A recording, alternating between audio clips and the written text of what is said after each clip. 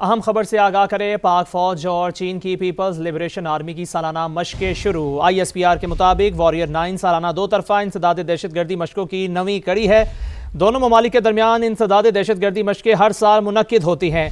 1 दिसंबर को शुरू होने वाली मशक का बुनियादी महवर इंसदाद दहशतगर्दी ऑपरेशन हैं। मशक का मकसद बैनुल-फ़ौज हम आहंगी में इजाफा, पेशावराना महारतों को मजीद निखारना है। मशक का मकसद जदीद जंगी तकाज़ों से मुतालिक बेहतरीन तजुर्बात का तबादला करना है। पाकिस्तान और चीन का दिफाई ताउन देरीना, आजमूदा और बाहमी एतमाद पर मबनी है। वॉरियर 9 मजबूत अस्करी ताल्लुकात, इलाकाई अमन व इस्तेहकाम के मुश्तरका अज़्म की अमली मिसाल है।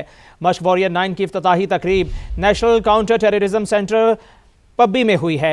ISPR के मुताबिक मंगला कोर के कमांडर और PLA के deputy chief of staff western theatre कमान की शिरकत हुई है। आपको हम खबर से आगाह कर रहे हैं। पाक फौज और चीन की पीपल्स लिबरेशन आर्मी की सालाना मशकें शुरू हो चुकी हैं।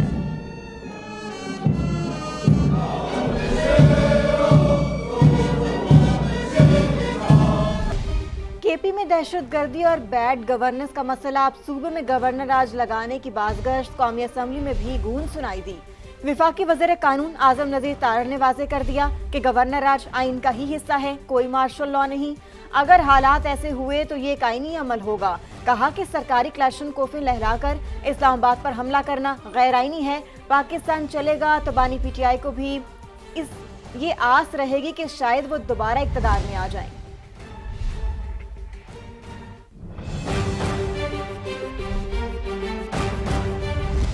किसी में हिम्मत है तो गवर्नर राज लगा कर दिखाए। वज़ीर आला खैबर पख्तूनख्वा का चैलेंज। कहा सूबे में पहले ही बानी PTI का राज है, हम किसी को गवर्नर राज नहीं लगाने देंगे और हम नहीं डरते।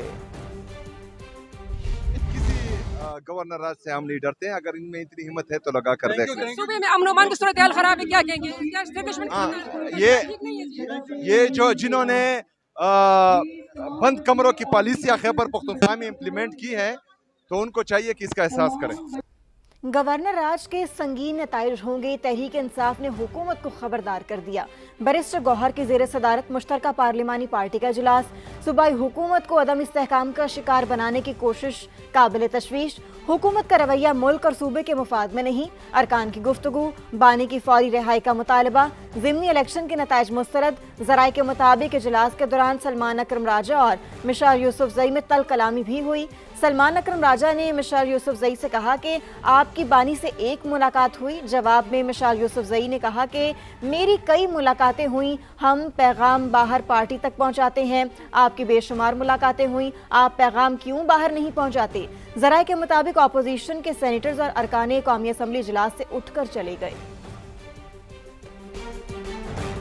अब आपको बताएं, वज़ीर आज़म शहबाज शरीफ बरतानिया से वतन वापस पहुंच गए। आज लाहौर में पार्टी सदर मियां नवाज शरीफ से मुलाकात मुतवक्की है।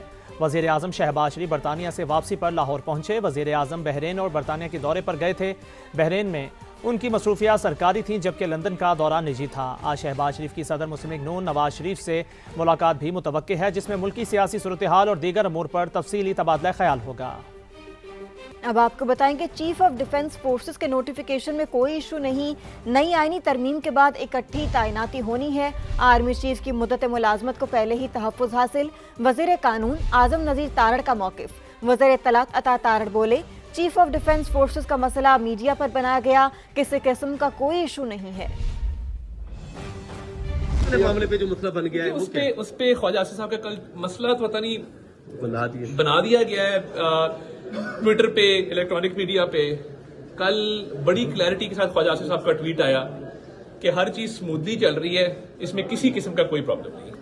सियासत बाद में, पहले मुल्क का सोचें। खैबर पख्तूनख्वा हुकूमत सुन ले, विफाक की पॉलिसियों पर अमल करना होगा। वज़ीर दाखिला मोहसिन नकवी का 2 टोक पैगाम। कहा 3 सूबों से अफगान बाशिंदों को वापस भेज रहे हैं। जो कैंप विफाक ने बंद किए वो KP में फ़ाल हैं। कोई गैर कानूनी अफगान वापस आया तो सजा देंगे। बाकी 3 सूबों में बहुत सक्सेसफुली इलीगल अफगान्स हैं, उनको भेजने में कामयाब हो रहे हैं, लेकिन KP में इस टाइम पे सूरत हाल उसके बरक्स है।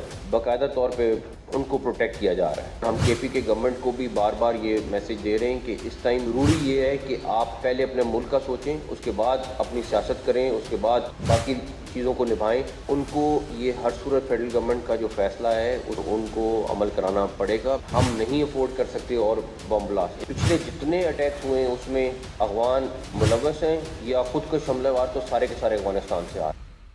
खबरों के सिलसिले को आगे बढ़ाएं और आपको बताएं कि बाइडन दौर में आने वाले गैर मुल्की दहशतगर्द ने नेशनल गार्ड्स को निशाना बनाया। उस दहशतगर्द को साबिक हुकूमत अमेरिका लाई। तर्जमान व्हाइट हाउस कैरोलिन लेविट की न्यूज़ ब्रीफिंग, कहा कि हज़ारों अजनबी अफगानिस्तान से अमेरिका आए हैं। गैर मुल्की अमरीकी शहरियों के लिए ख़तरा है। कोई भी फ़र्द जो कौमी सलामती को ख़तरा पहुँचाएगा उसे मुल्क बदर किया जाएगा। सदर ट्रंप अफगानिस्तान से आने वालों की दरख्वास्तों का जायज़ा ले रहे हैं। हुकूमत नया इमिग्रेशन सिस्टम ला रही है। दूसरी जानिब तुर्किया के वज़ीर तवानाई अल्परसलान बैरक्तार वफ्द के हमरा 2 रोज़ा दौरे पर पाकिस्तान पहुँच गए। वफाकी वज़ीर पेट्रोलियम अली परवेज़ मलिक ने इस्लामाबाद एयरपोर्ट पर पुरतपाक इस्तकबाल किया। दौरा तवानाई मादनियात के शोबों में ताउन बढ़ाने के लिए अहम किरदार अदा करेगा। पेट्रोलियम और माइनिंग के शोबों में पाकिस्तानी और तुर्क कंपनियों में ताउन पर पेशरफ्त मुतवक्की है। दीगर खबरें शामिल करते हुए आपको बताएं कि कराची के इलाके कायदाबाद में गैस फिलिंग स्टेशन पर कार में आग भड़क उठी। पुलिस हुकाम के मुताबिक वाक़े में 6 अफराद झुलस कर जख्मी हो गए। जख्मियों में 2 खवातीन, 3 बच्चों समेत 6 अफराद जख्मी हो गए। जख्मियों का ताल्लुक एक ही खानदान से था, जिन्हें तिब्बी इमदाद के लिए सिविल अस्पताल मुंतकिल कर दिया गया। अस्पताल इंतजामिया के मुताबिक 3 बच्चों की हालत तशवीशनाक है। मेयर कराची का जिम्मेदारी कबूल करने से इनकार। इब्राहिम की मौत पर मुखालिफिन की जानिब से सियासत का इल्ज़ाम लगा दिया। बोले जहां वाक़या हुआ उस मैनहोल की शिकायत दर्ज नहीं कराई गई थी। यूसी चेयरमैन को माहाना 12 लाख रुपए दिए जाते हैं, वो कहां जाते हैं? कल रात को अगेन सियासत इसके ऊपर करने की कोशिश की गई। जब कोई अच्छी चीज़ होती है शहर के अंदर तो वही लोग जो आज तनकीद कर रहे हैं वही लोग आगे बढ़ बढ़ के कह रहे होते हैं ये काम हमने किया है। सब के सब बजाय इसके रिलीफ या रेस्क्यू के काम में अपना किरदार अदा करते ही सब के सब बदकिस्मती के साथ बयानबाजी में और इल्ज़ाम तराशी में चले गए, जो कि अफसोसनाक है। तो जो कार्रवाई इंतज़ामी एतबार से इस नेग्लिजेंस की बनती है वो कार्रवाई इंशाअल्लाह की जाएगी। पिछले 1 साल में तकरीबन कोई 88,000 मैनहोल कवर्स हैं जो Karachi water and sewerage corporation ने मुख्तलिफ जगहों पर लगाए हैं। 55% नंबर है जो कि यूसी चेयरमैन साहिबान को दिया गया है। हमने कराची वाटर सीवरेज कॉरपोरेशन में एक हेल्पलाइन बनाई थी इन्हीं मामलात के लिए। अब इस डिपार्टमेंटल स्टोर के बिल्कुल सामने ये कवर नहीं था, इसकी कोई कंप्लेन उनके पास नहीं थी, लेकिन मैं बरियुज़िम्मा उनको नहीं करता। सानिहा नीपा पर सिंध असम्बली में अरकान गमज़दा, मासूम इब्राहिम की तस्वीर लहरा दी। कई अरकान आबदीदा हो गए। वज़ीर इत्तलात शर्जील मेमन के वाक़े के ज़िम्मेदारान के खिलाफ सख्त कार्रवाई की यकीन दहानियाँ। जमात इस्लामी के मोहम्मद फ़ारूक ने मेयर कराची से इस्तीफ़े का मुतालिबा किया। अपोजिशन लीडर अली खुर्शीदी का बोलना था कि इजाज़त न देने पर MQM अरकान वॉकआउट कर गए। हफीज़ बलोच की रिपोर्ट देखिए। सानिहा नीपा ने अवाम तो अवाम सियासतदानों के भी दिल दहला दिए। सिंध असम्बली में अपोजिशन रुकन ने मासूम इब्राहिम की तस्वीर लहरा कर एहतजाज रिकॉर्ड कराया। हम कोई लॉ पास कर दे कि अगर ये हादसा हुआ तो इस एरिया के जो भी जिम्मेदार है इमीडिएटली वो फायर होंगे। कुछ तो जिम्मेदारी दे, कोई तो पनिशमेंट हो। और वो पनिशमेंट कौन डिसाइड करेगा? हम यहाँ बैठ के डिसाइड करेंगे? हम हाथों में चूड़ियां लगा के बैठे हुए सबके सब मर दिया। वाक़ये पर खवातीन अरकान आंसू ना रोक पाई। कहा अहमद का गम और गुस्से का इजहार। जमात इस्लामी के रुकन मोहम्मद फारूक ने मेयर कराची से मुस्ताफी होने का मुतालबा किया। AI रोबोट्स की बात होती है, यार सड़कें तो दे दें, गटर पे ढकने तो दे दें, उसके बाद उन सड़कों पे रोबोट्स चलवा लीजिएगा। मेयर कराची के लिए जो है वो सिक्योरिटी रिस्क बन गए और इस वजह से मैं समझता हूँ कि अगर वो इसकी मेयरशिप नहीं चला सकते तो उनको इस्तीफा देना चाहिए। वज़ीर इत्तलात सिंध शर्जील मेमन ने जिम्मेदारान के खिलाफ सख्त कार्रवाई की यकीन दहानी कराई। ये इसको मैं खाली गफलत नहीं कहूंगा, इसको मैं कहूंगा दिस इज क्रिमिनल नेग्लिजेंस। जिसकी जिम्मेदारी थी उसने नहीं किया, उसको पनिशमेंट मिलनी चाहिए, चाहे वो कोई भी हो। चाहे अगर मैं खड़ा हूं, मेरी कोताही है तो मुझे भी पनिशमेंट मिलनी चाहिए। तो हम बहुत सारी जिंदगियां खो देते हैं which are linked to this population explosion.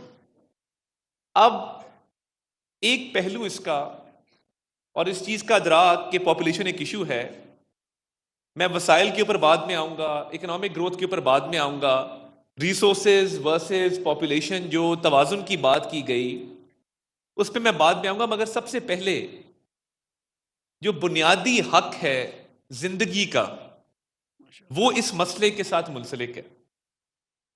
The right to life is the first and basic human right, और अगर वो राइट टू लाइफ इंपीड हो जाए एक पॉपुलेशन के मसले की वजह से या इस मसले को तस्लीम ना करने की वजह से या इस मसले की रियलाइजेशन ना होने की वजह से, तो ये बहुत बड़ा अलमिया है।